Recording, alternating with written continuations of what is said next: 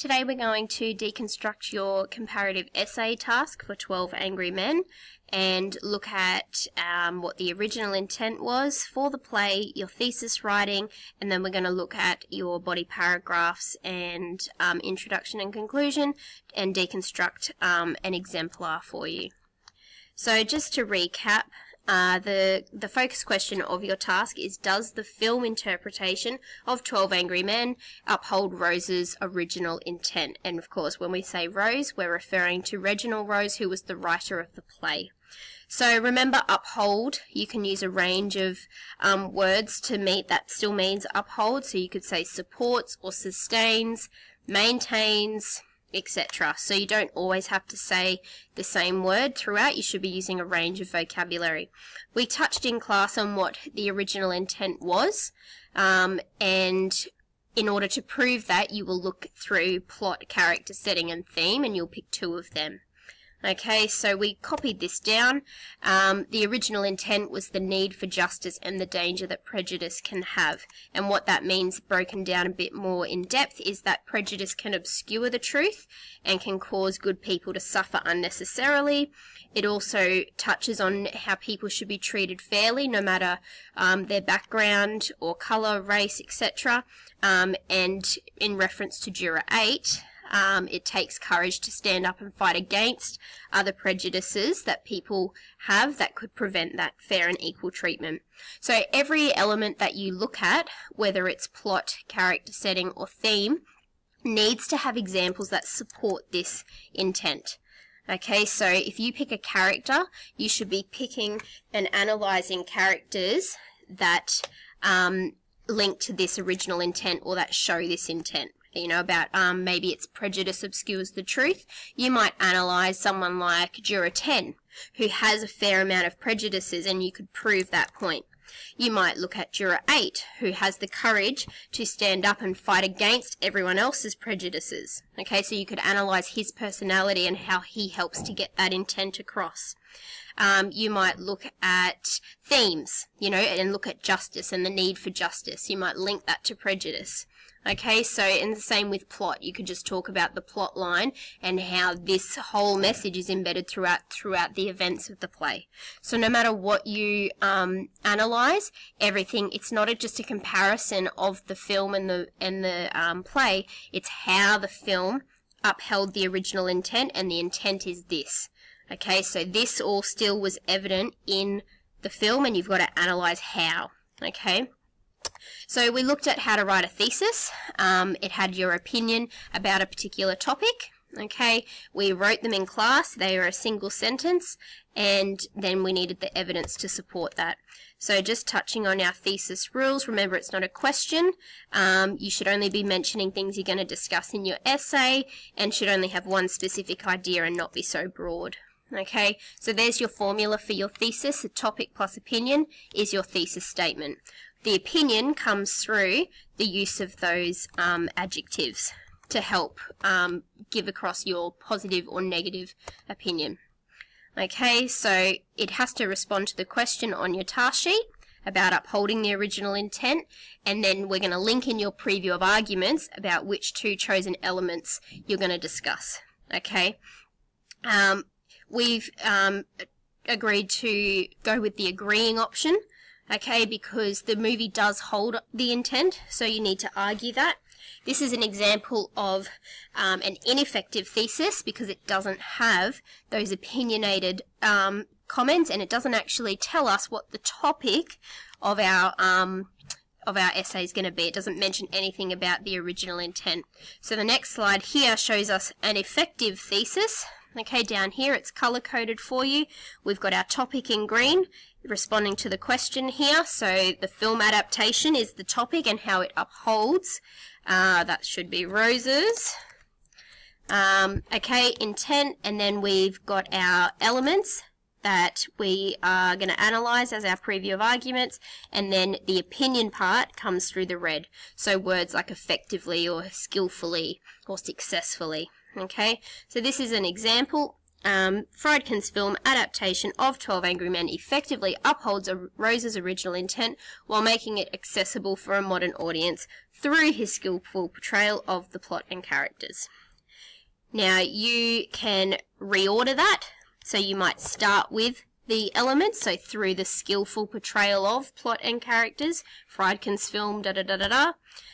You might use other adjectives or adverbs other than skillfully or effectively. You might choose successfully or adequately or adeptly, you know, anything that shows your opinion. Okay, and we can also reword film interpretation. We can say adaptation or film version. There's many ways you can make your thesis your own and unique. Okay, so here's that list of stuff we talked through in class, the different adjectives you could use or adverbs, okay, other words instead of saying uphold, and other words for film interpretation. So use a range of these to make your thesis your own. Okay, the next step, you needed to choose which two elements you were going to analyze in your essay, whether you were going to do plot and character, plot and theme, character or setting, whichever two combinations you're going to use. Just remember that you need to have quotes from the play in order to support how it held up the original intent. Okay, so you've got to find a quote that supports the argument that you're making. You need to make sure you choose a quote with substance that actually links to the element that you are discussing. Evidence from the film, because it fairly much stays true to the play, you're going to be looking at how the film helps to emphasize the intent. So the use of camera angles or facial expressions, gestures, you know, they might be delivering the same line, but his facial expressions or the reactions of close-ups of the other characters maybe emphasizes the prejudice that's shown or something along those lines. Okay, so look beyond just the lines that are spoken and the fact that it's kept the same. Talk about how the film helps to emphasize and maintain that. Okay, so there's some focus areas for you just to give you a little bit of guidance. Character, we said it might be good to look at, you know, their personality and their decisions and actions. Okay, plot is just the events. Okay, so maybe you could be talking about the order in which the jurors changed their votes, or that juror 8 has to convince them and how that stayed the same. Setting, you might talk about how it has been modernized for a more modern audience, but the fact that he's added other races kind of emphasizes the point about prejudice, okay, rather than it just being set in a all-white jury. Okay, themes, again, they would be the same. You just talk about how he's helped to emphasize them. Okay, so then your introduction here. This is the stuff we've been going through in class. It's color-coded for you up here. This is what's on your task sheet for your scaffold, and this is your example. So when you introduce the topic, you talk about the play, and you could also talk about how plays have been adapted into films over time, and you can introduce the modern adaptation that we're going to talk about. So my description sentence says, many plays throughout history have made their way from the stage to the big screen in order to appeal to a wider audience, including Reginald Rose's play 12 Angry Men, written in 1954. One such adaptation is William Friedkin's 1997 film version of the same name. So then I go on to give an overview of what 12 Angry Men is about. Because I've mentioned the film already, I don't say the play or the movie, I just mention the title. So 12 Angry Men tells the story of 12 jurors, da-da-da-da-da-da-da-da. But what I also include in this overview section is the intent, because that's the focus of our essay. So that goes back to this slide that we were talking about earlier. So this is what you should summarize and talk about what intent he has had in writing the play. Okay, that way when you're analyzing throughout, we know what the intent is. So once you've done that, you give your thesis and preview of arguments, because our preview of arguments was put in our thesis. So Friedkin skillfully and effectively uses the elements of, and you insert your elements, in his 1997 film interpretation of 12 Angry Men to successfully, make sure you're adding those adjectives and adverbs in, uphold Rose's original intent whilst appealing to a modern audience. This section here is optional. You don't necessarily have to argue the modern audience aspect. That's only if you choose to. Okay, moving on to your body paragraphs. So remember, you choose what you're focusing on. So your topic sentence needs to link to your thesis about upholding the intent or not, and be specific. So this one says Friedkin has successfully communicated Rose's original intent that prejudice obscures the truth. So we were specific. We didn't just say the intent. All right.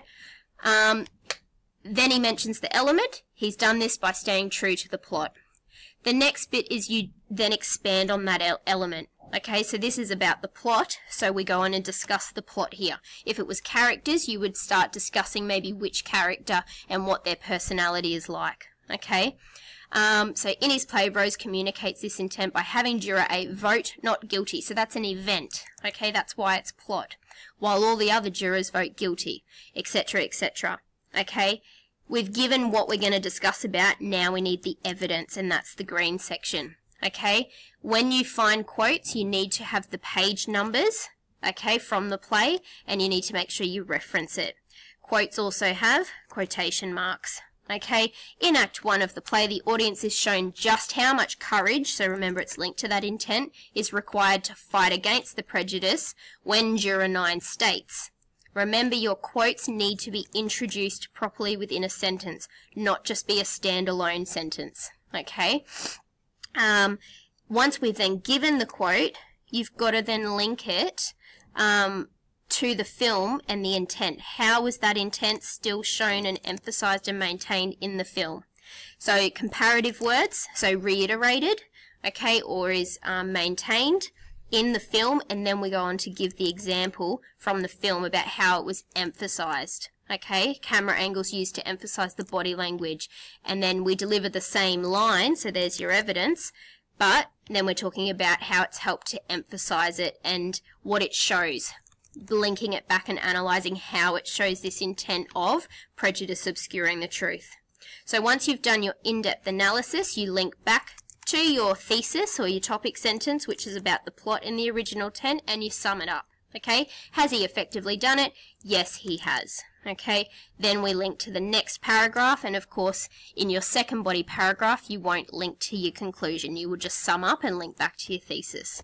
Then finally your conclusion is pretty straightforward. You restate the thesis, so use those summary words. Evidently it is clear to see that da-da-da-da-da, and I've reworded it from how it was said in my introduction, and then I restate my two arguments and summarize it.